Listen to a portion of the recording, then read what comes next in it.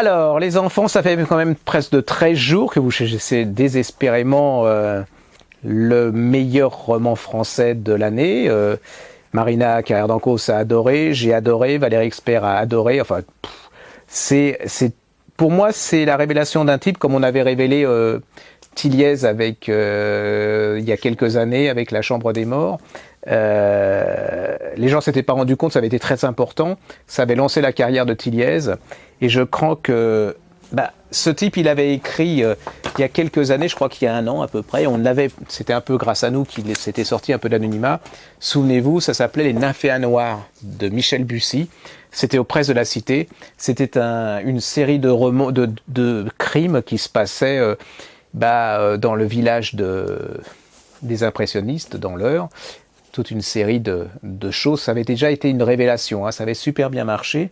La preuve, il avait eu, je ne savais pas, hein, je viens de l'apprendre sur la bande, il a eu le prix Polar Michel Lebrun, il a eu le Grand Prix Gustave Flaubert, c'est quand même pas n'importe quoi, et le prix du Polar Méditerranéen. Bon, Méditerranéen, ça se passe dans l'Eure, mais enfin bon, chacun son truc, c'est qu'ils sont très ouverts. C'était vraiment une révélation, et là, les enfants, je suis tombé KO dessus. Je me suis fait avoir, mais alors, avoir de chez avoir. La couverture, bon, je peux pas dire que ça soit top de chez top. Hein.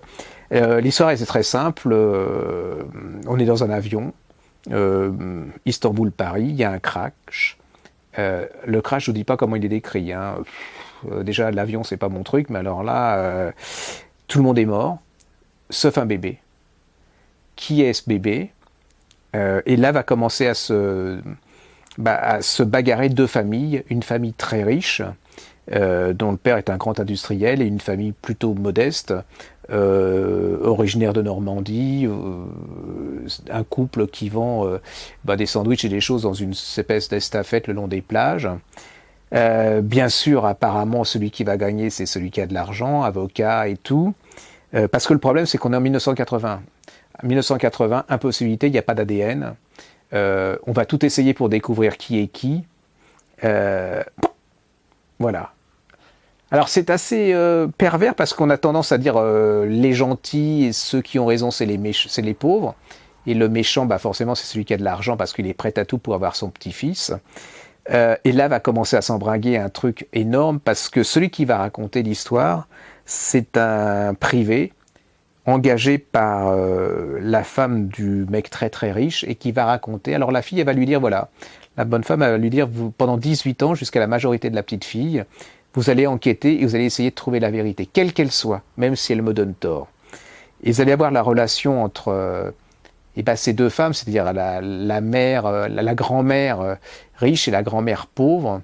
C'est des combats de femmes. Vous allez avoir le combat des mecs aussi. Vous allez croire savoir qui est qui, et en fin de compte, vous ne connaissez pas du tout. Il vous balade, il fait à partir d'une enquête très classique quelque chose d'extraordinaire. Une fois que vous lâchez pas, vous êtes là-dedans, vous lâchez rien. C'est hyper bien construit. Il vous balade parce que c'est vrai qu'à la fin vous êtes pour le gentil. Enfin, le gentil c'est le pauvre et puis le méchant c'est le riche. Puis en fin de compte, les pages c'est plus aussi, c'est assez troublant. C'est-à-dire que ceux qui étaient méchants peuvent devenir gentils. Et puis vous avez ces deux gosses, parce qu'en fait l'histoire c'est ça.